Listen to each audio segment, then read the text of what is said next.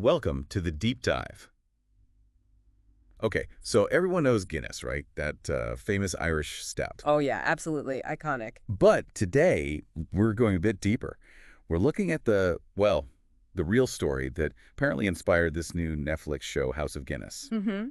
The one they're calling Ireland's answer to succession. Exactly. Yeah. So we're sort of putting the drama series aside for a second to get into the actual family history, the real drama behind the brand. And our mail source for this is a great piece from Love Ireland. It gives some really good background. Right. So most people, they know the beer, maybe the storehouse tour. Yeah.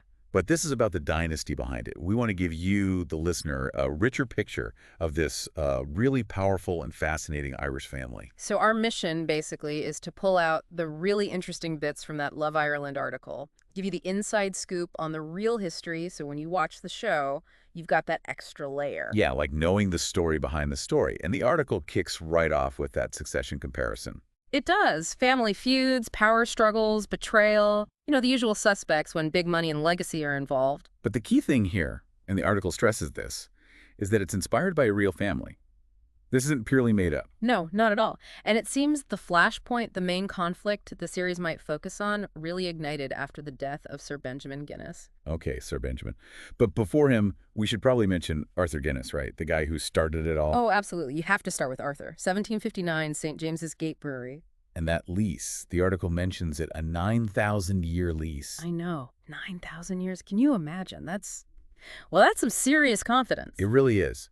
But the show, and where the article focuses, jumps forward to the 19th century, to Arthur's great-grandson, Sir Benjamin Guinness. Right. And that's when things really took off, apparently. In terms of wealth, influence, the scale just exploded.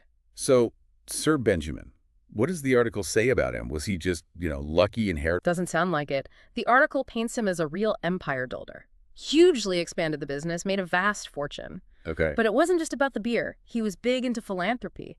Restoring St. Patrick's Cathedral in Dublin, that was him. A massive project. Wow. Okay, so a major public figure, not just a businessman. Exactly. And politically influential, too. So you can see how his death in the 1860s, I believe, it would have left a huge gap, not just for the family, but for Dublin, maybe even Ireland as a whole. Right, which sets the stage for the drama. Sir Benjamin passes away. And then what? The article mentions his will being central. Yes. That seems to be the trigger in the show's plot, according to the article, the reading of the will. And he had 4 adult children. That's right. Arthur, Edward, Anne, and Ben. And it sounds like the will just threw everything up in the air. Not a smooth transition, then. Apparently not. The article talks about themes like broken promises, alliances shifting, basically the family fracturing under the pressure. Pressure of the legacy, the money? All of it. It makes you think, doesn't it?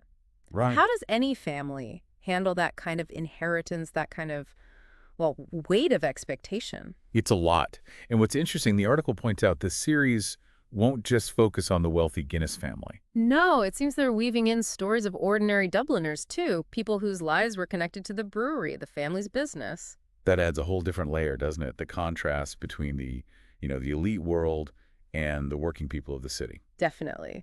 And it highlights just how much the Guinness enterprise was part of Dublin's fabric. It wasn't operating in a vacuum.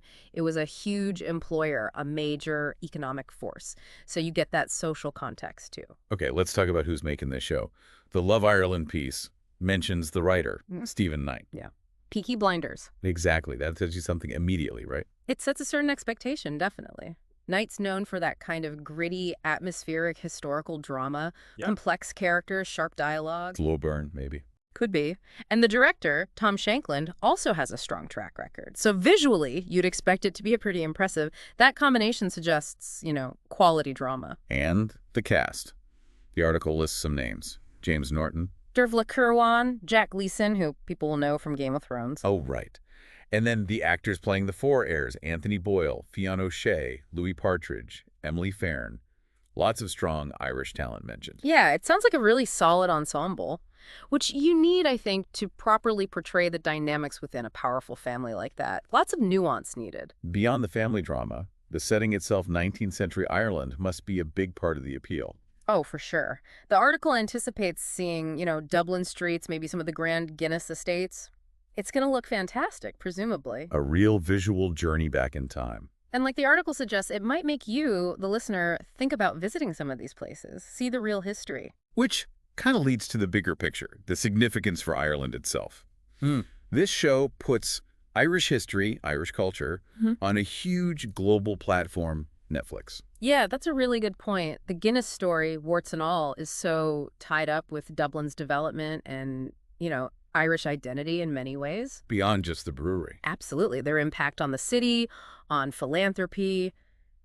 It's complex, but it's definitely part of the national story. This series gets to explore that for a massive audience. Yeah, the article mentions the potential tourism boost. People watch the show. They want to see the real St. James's Gate, maybe St. Patrick's Cathedral. It happens all the time, doesn't it? A popular show can really put places on the map, or back on the map. Could be great for Irish tourism. So for anyone listening who's now thinking, okay, I want to watch this, what's the latest? Well, the article confirms it's Netflix, obviously. 8 episodes for the first season. Right. And the release is slated for 2025. No exact date yet, so you'll just have to keep an eye on Netflix for that announcement. Okay, 2025. Something to look forward to. And if people want to connect with the real story, like right now. The article actually makes a great suggestion. Visit the Guinness Storehouse in Dublin. Ah, the classic tour. Exactly. It's a really well-done experience. You learn about the brewing, sure, but also a lot about the family history. It ties in perfectly. Yeah, good call. It kind of bridges the gap between the pint you might know and this whole dynasty we've been talking about. Precisely. Yeah. Connects you to the real legacy behind the name. Okay, so wrapping this up then. Our deep dive, based on that Love Ireland article, shows that House of Guinness isn't just another period drama. No, it's tapping into a real complex, influential Irish story and knowing a bit of that real history, the context of Sir Benjamin, the family dynamics. It's definitely going to make watching the show much richer, I think. Totally agree. So here's a final thought maybe for you to chew on. We've talked about this 19th century dynasty, the Guinnesses. How does that kind of massive family legacy, the sheer weight of wealth and influence, still play out today? Good question. Are there parallels? What parts of their story, the ambition, the family conflicts, the public impact, might actually feel quite relevant to our own time, even beyond the historical setting? Something to ponder, definitely, as we wait for House of Guinness to drop in 2025. Indeed. Thanks for taking this deep dive with us today.